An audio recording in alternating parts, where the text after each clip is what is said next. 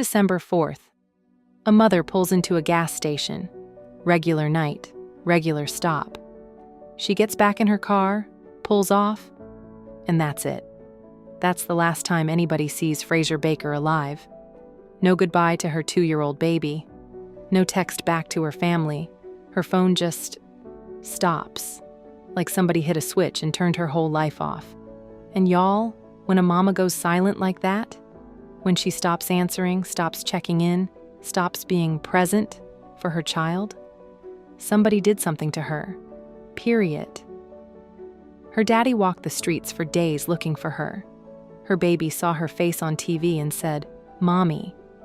And somewhere in Charlotte, a man knew exactly where she was. In every home, behind every closed door, there's a story waiting to be uncovered.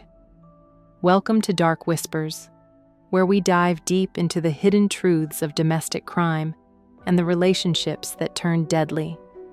If you're drawn to real stories, powerful insights, and the shadows most people avoid, you're in the right place. Subscribe now and step into the whispers they never wanted you to hear. Fraser Baker was 31 years old, living in Charlotte, North Carolina, raising her 2-year-old son. And let me tell you something, this woman had a heart. Her friends describe her as the type who'd give you the shirt off her back. One of them said, "Karen, she'll give you the shirt off her back. She'll give you her last. She's so sweet." That's who Fraser was. Sweet. Generous. The kind of person who made sure everybody around her was good, even when she was struggling herself. She was navigating single motherhood, trying to make ends meet, doing what so many women out here do every single day, working, loving on her baby, trying to keep her head above water. It wasn't easy, but Fraser showed up for her son. That little boy was her world. But like too many women, Fraser was connected to someone who would eventually become the reason police started investigating a murder. Lorenza Thomas Inman Jr., 38 years old. We don't know all the details of their relationship from what's public, but what we do know is this. By December 2024, whatever they had going on turned deadly. Fraser's family was tight. Her father, Freddie Baker, that's the kind of father who shows up.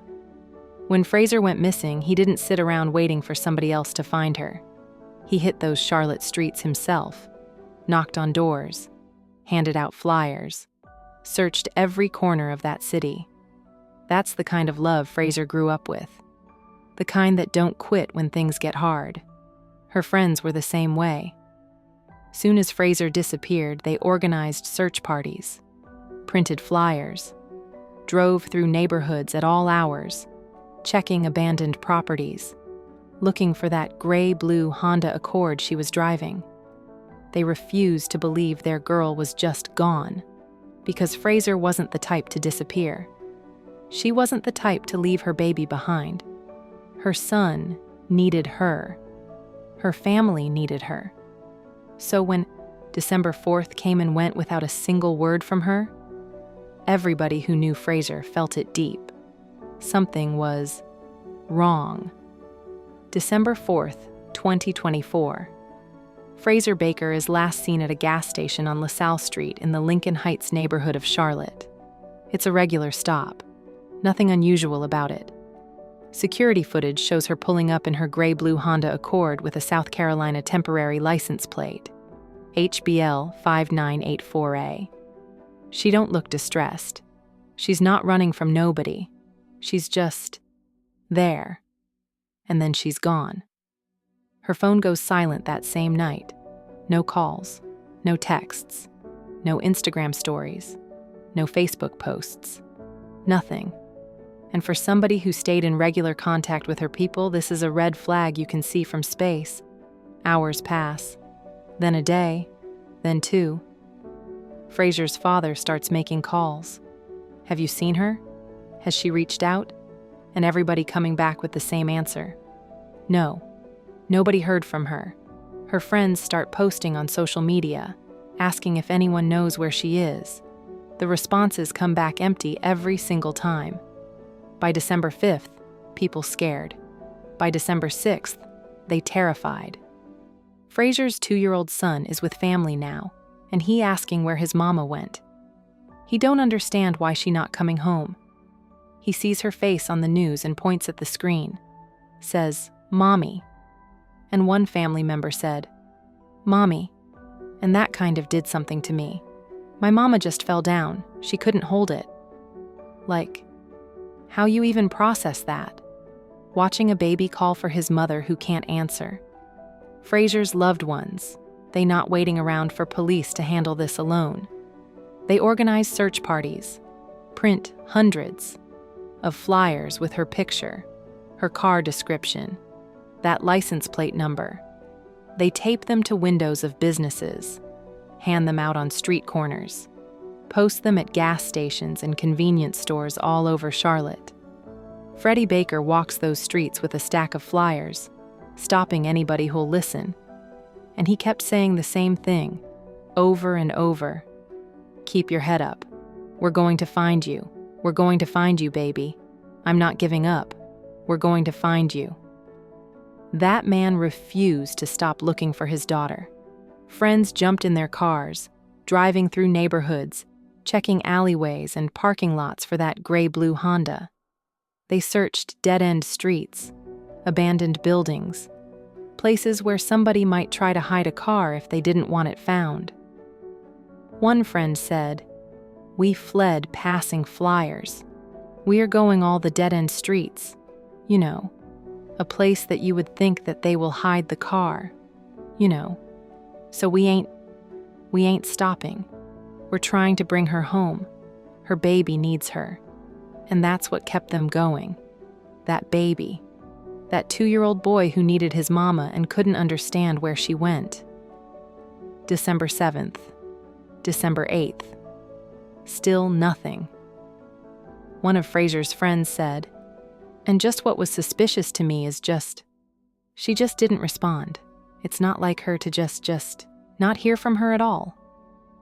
Because see, when you know somebody, you know their patterns. You know when something off. And everything about this was off. The fear everybody was feeling started changing into something heavier. Dread. The kind that sits on your chest and won't let you breathe right. The kind that makes you scared to answer the phone because you don't want to hear what they might tell you. Freddie Baker told the news, "She's alive. I'm not going to think nothing negative. We're going to find my daughter." He was holding on to hope with everything he had, refusing to let his mind go to that dark place. But deep down, everybody searching for Fraser knew the clock was ticking, knew that every day that passed without hearing from her made it less likely they'd find her alive. They just didn't want to say it out loud. December 9th, December 10th, December 11th. That gray-blue Honda Accord still missing. Fraser's phone still silent. Her baby still asking for his mama.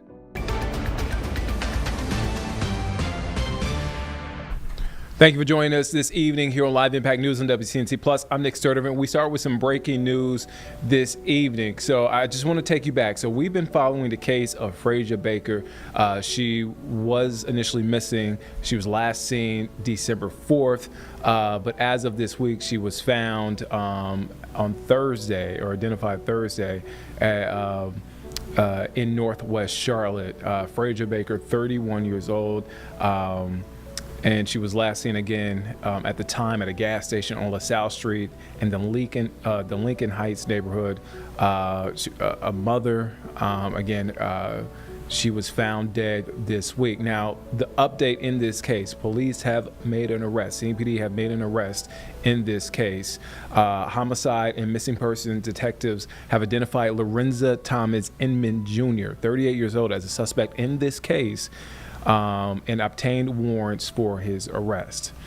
On Friday, Inman was arrested in Maxton, North Carolina. That's in southeastern North Carolina, near Robeson County, or I should say near Lumberton. Now, Inman was brought to the law enforcement center here in Mecklenburg County, where he was interviewed by detectives. And at the conclusion of that interview, Inman was taken into custody by the Mecklenburg County Sheriff's Office. He's charged with murder, assault on a female, misdemeanor crime of domestic violence. And Fraser Baker's family has been notified of the arrest. Again, Fraser Baker, the victim identified in that missing persons case, and the death investigation on this week. Thursday, December 12th, 2025, 8 days after Fraser Baker was last seen at that gas station. 8 days of searching, praying, hoping. The news comes through. A body discovered in Northwest Charlotte. Now, they ain't releasing her name right away. That's standard procedure. Gotta notify the family first. Gotta make sure it's actually her.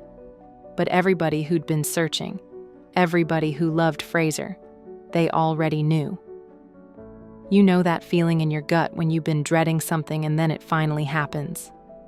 That's what this was. The confirmation comes. It's Fraser. Fraser Baker, 31 years old, mother of a 2-year-old boy, the woman who'd give you her last dollar, the daughter Freddie Baker walked the streets looking for. She's gone, and she didn't die by accident. She didn't have a medical emergency. Somebody killed her. Her family gets the call that no family should ever have to get. The search is over, but not the way they prayed it would be. Not with Fraser walking through the door, hugging her baby, explaining where she'd been. No. It's over because there's a body, and that body belongs to their girl. And that 2-year-old? He still don't understand. He's still pointing at pictures saying, "Mommy." But his mama ain't never coming home to tuck him in again. Charlotte-Mecklenburg Police Department's homicide detectives take over. This ain't a missing person case no more. This is a murder investigation. And they moving fast. See, when somebody goes missing and their phone cuts off the same night, when their car vanishes, when everything about the situation screams foul play, detectives already got their suspicions about what happened and who might be involved. They start building their case, gathering evidence, talking to people who knew Fraser, people who saw her that last day. And the name that keeps coming up? Lorenza Thomas Inman Jr., 38 years old. Detectives dig into his connection with Fraser. They looking at phone records, surveillance footage, witness statements, anything that can tell them what happened after Fraser left that gas station on December 4th. And what they finding gives them enough to move forward. They obtain warrants for Inman's arrest. Not just for murder either. Listen to the charges. Murder. Assault on a female. And here's the part that tells you everything. Misdemeanor crime of domestic violence. Oh, so now we getting the full picture. This wasn't some random attack. This wasn't a stranger snatching Fraser off the street. This was somebody she knew. Somebody who had already put his hands on her before. Because you don't get charged with assault on a female in domestic violence unless there's a history. Unless this ain't the first time. How many times did Lorenza Inman hurt Fraser before he killed her? How many times did she try to get away, try to protect herself, try to make it work for her son's sake? How many people knew what was happening and couldn't stop it? Those are the questions that haunt cases like this. The what-ifs. The moments where maybe, if something had gone different, Fraser would still be here. But she ain't here. And now detectives gotta find Inman and bring him in. Arrest. Friday, December 13th. One day after Fraser's body was identified, police locate Lorenza Thomas Inman Jr. in Maxton, North Carolina. That's way down in the southeastern part of the state near Lumberton, about 2 hours from Charlotte. He ain't in the city no more. He's gone. Now, whether he ran after he killed Fraser or whether he was already down there, we don't know from what's public. But what we do know is police tracked him down and arrested him. They bring Inman back to Charlotte, to the law enforcement center in Mecklenburg County. Homicide detectives sit down with him, start asking questions. What happened December 4th? Where's Fraser's car? What did you do? We don't know what Inman said in that interview room. We don't know if he admitted anything, if he tried to explain, if he stayed quiet and lawyered up. What we do know is at the conclusion of that interview, Lorenza Thomas Inman Jr. was taken into custody by the Mecklenburg County Sheriff's Office. The charges: murder, assault on a female, misdemeanor crime of domestic violence. Let me break down what that means. The murder charge, that's obvious. They saying he killed Fraser Baker. But those other two charges? They paint a picture of what Fraser's life was like before. December 4th. They saying Inman had already been violent with her, already crossed that line from arguing to putting hands on her, already showed her what he was capable of. And that domestic violence charge? That's the state saying this man was abusing the woman he was involved with. This wasn't a one-time thing. This was a pattern. Girl, how many women saw Fraser and didn't know what she was going through? How many times did she smile and say she was fine when she wasn't? How many times did she cover up bruises, make excuses, try to keep it together for her baby? Because that's what so many women do. They stay quiet. They protect their abusers. They convince themselves it'll get better, that he'll change, that they can handle it. Until one day, they can't. Fraser's family was notified of the arrest. After 8 days of searching, after finding out their worst fears were true, at least they got this. At least they know police got the man they believe is responsible. At least Lorenza Inman can't hurt nobody else while he's sitting in that jail cell. But here's the thing. An arrest don't bring Fraser back. Charges don't undo what happened to her. Her baby still waking up without his mama. Her daddy still gotta live with the fact that all that searching ended the way it did. Her friends still gotta drive past that gas station on LaSalle Street and remember that was the last place anybody saw her alive. Justice in a courtroom can't fix that kind of pain, can't fill that hole Fraser left behind, can't explain to a 2-year-old why his mama ain't coming home no more. Moving on to what happens next, because this story, it's bigger than just one arrest. It's about what Fraser's case shows us about domestic violence, about the women we lose to men who claim they love them, about the babies left behind to grow up without their mothers. Lorenza Thomas Inman Jr. sits in Mecklenburg County Jail, facing murder charges, assault charges, domestic violence charges. The legal process moves forward the way it always does in cases like this. Slow, methodical. While Fraser's family waits for their day in court, waits to hear what excuse this man gon' give for why their daughter, their friend, their baby's mama ain't here no more. We don't have trial details yet because this case is still working its way through the system. But what we do have are those charges, and they tell a story all by themselves. Murder. That's the state saying Lorenza Inman ended Fraser Baker's life, took a 31-year-old mother away from her child, away from her family, away from everyone who loved her, assault on a female. That's the state saying he hurt her before he killed her, put his hands on her in violence, crossed a line that should never be crossed. Misdemeanor crime of domestic violence. That's the state saying this man had a pattern of abusing Fraser. This wasn't about one bad night, one argument that got out of hand.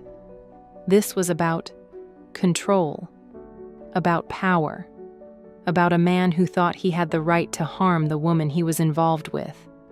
And that's what domestic violence is at its core. It ain't about love gone wrong. It's about one person believing they own another person, believing they got the right to hurt them, to control them, to decide whether they live or die. Fraser Baker didn't die because she made Lorenza Inman mad. She didn't die because of anything she did. She died because he chose to kill her. That's on him. That's his choice, his actions, his responsibility. And now he got to sit in that cell and wait for a jury to decide his fate, while Fraser's baby grows up without her, while her father carries the weight of those 8 days searching, hoping, praying she'd come home alive, while her friends remember the woman who'd give her last dollar to help somebody else. Fraser Baker's 2-year-old son, he gone grow up with pictures instead of memories. He gone hear stories about his mama, about how kind she was, how generous, how much she loved him.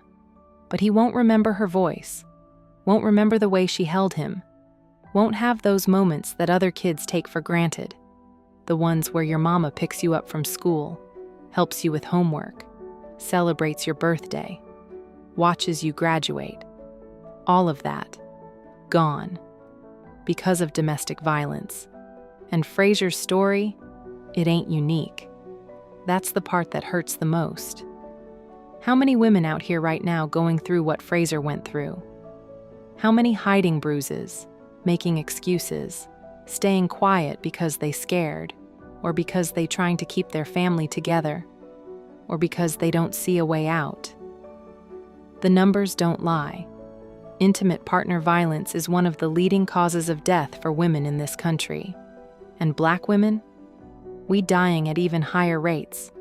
We losing our sisters, our daughters, our mothers, our friends to men who supposed to love us, protect us, cherish us. Fraser's father walked those streets for 8 days looking for his daughter. Her friends organized search parties, printed flyers, refused to give up.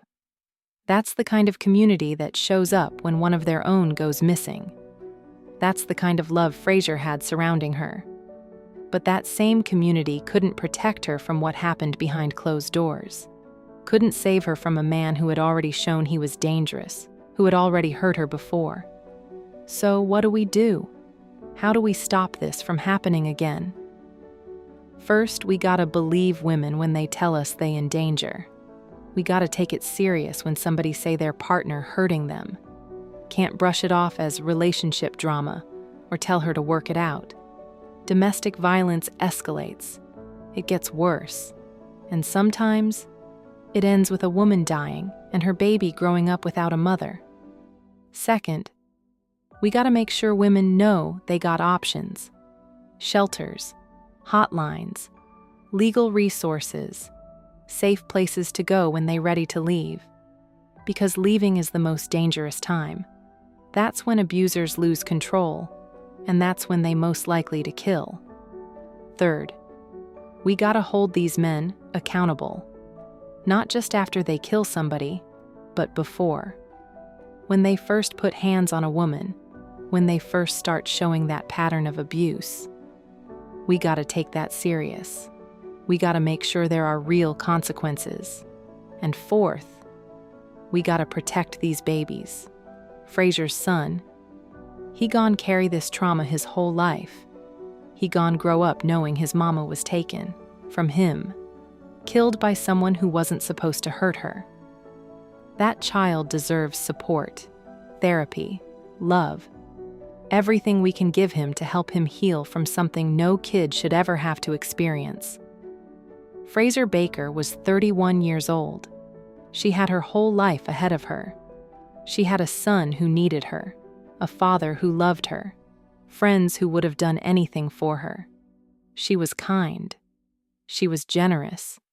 She was loved. And she's gone because a man decided her life didn't matter as much as his anger, his control, his ego.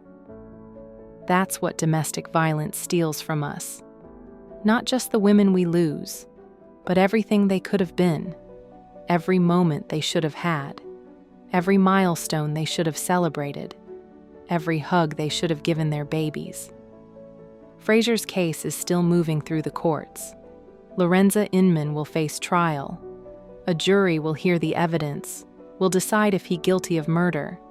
But no matter what that verdict is, it won't bring Fraser back, won't give her son his mama, won't undo the 8 days her family spent searching, hoping, praying. All we can do now is remember Fraser Baker. Remember her kindness. Remember her love for her son. Remember that she deserved to live, deserved to watch her baby grow up, deserved to be here. And we gotta do better. For Fraser, for her son, for all the women still out here fighting to survive relationships that might kill them. If you or somebody you know is experiencing domestic violence, reach out.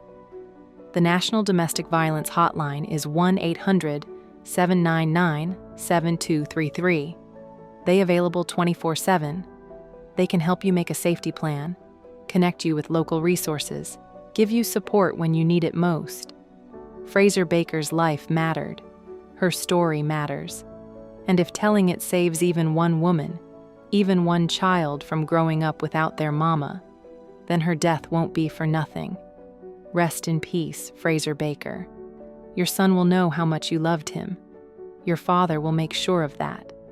And the community that searched for you, that refused to give up, that showed up when you needed them, they'll make sure your name ain't forgotten.